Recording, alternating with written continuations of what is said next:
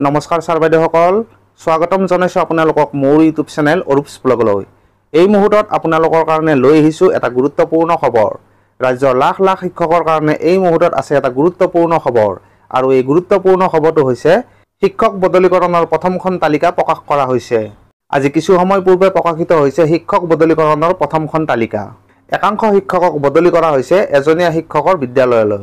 আপোনালোকক পুনৰবাৰ জনাইছোঁ, শিক্ষক বদলীকৰণৰ প্ৰথমখন তালিকা প্ৰকাশ কৰা হৈছে।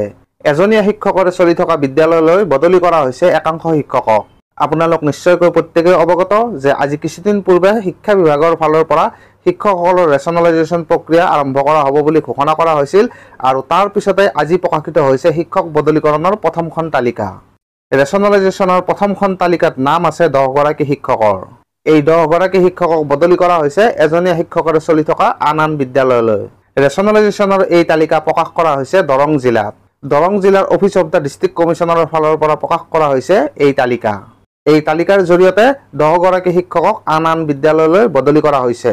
স্ক্ৰীনত আপোনালোকে দৰং জিলাত প্ৰকাশিত হোৱা টিচাৰ ৰেচনেলাইজেশ্যনৰ প্ৰথমখন লিষ্ট দেখা পাইছে, আৰু এই তালিকাখনত 10 গৰাকী শিক্ষকক আন বিদ্যালয়লৈ বদলি কৰা হৈছে। দৰং জিলাত প্ৰকাশিত হোৱা টিচাৰ ৰেচনেলাইজেশ্যনৰ প্ৰথমখন লিষ্টত নাম থকা শিক্ষকসকলে অহা 13 জুনৰ ভিতৰত তেওঁলোকক বদলি কৰা বিদ্যালয়সমূহত জইন কৰিব লাগিব। নিশ্চিত ৰূপত এটা অতি গুৰুত্বপূৰ্ণ খবৰ। এতিয়া কেৱল মাত্ৰ দৰং জিলাতে ৰেচনেলাইজেশ্যনৰ এই তালিকা প্ৰকাশ কৰা হৈছে, কিন্তু অতি শীঘ্ৰে অসমৰ আন জিলাসমূহতো টিচাৰ ৰেচনেলাইজেশ্যনৰ এই লিষ্ট প্ৰকাশ পোৱাটো নিশ্চিত। তো ছাৰ বাইদেউসকল, এয়া নিশ্চয়কৈ আপোনালোকৰ কাৰণে এটা অতি গুৰুত্বপূৰ্ণ খবৰ। অসমৰ আন জিলাসমূহতো শিক্ষক ৰেচনেলাইজেশ্যনৰ এই লিষ্ট প্ৰকাশ পালে আমি আপোনালোকক ভিডিঅ'ৰ জৰিয়তে জনাবলৈ চেষ্টা কৰিম।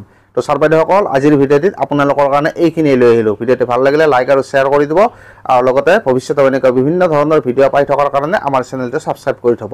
ধন্যবাদ।